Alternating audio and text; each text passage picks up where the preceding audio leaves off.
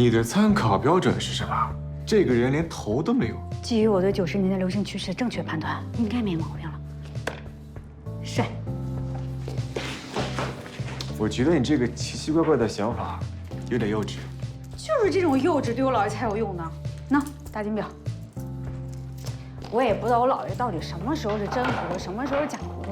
只有这种视觉刺激，才能唤醒他的记忆，让他想想我爸到底是谁。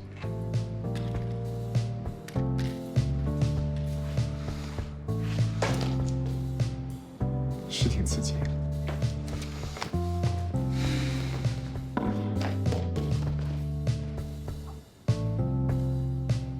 不可以，可以，坚决不可以，这是我的底线。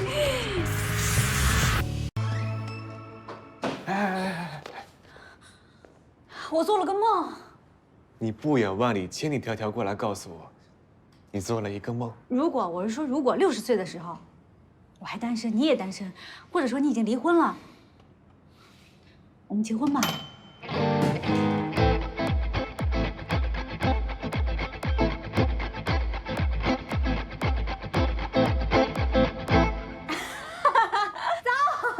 早生贵子，早生贵子啊！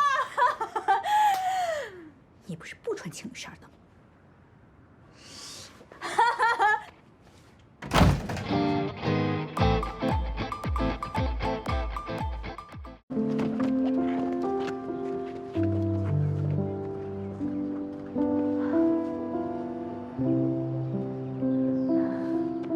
让我们人生重新开始吧，趁我们都还没死。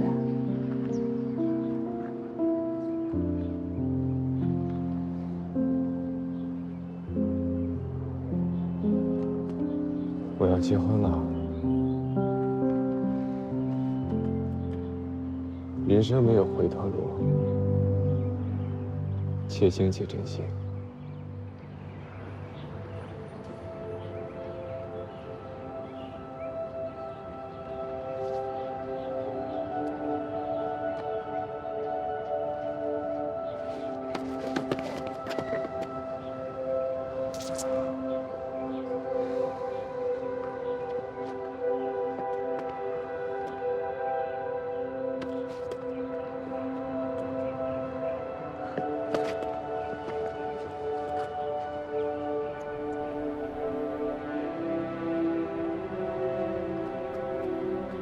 就这样吧。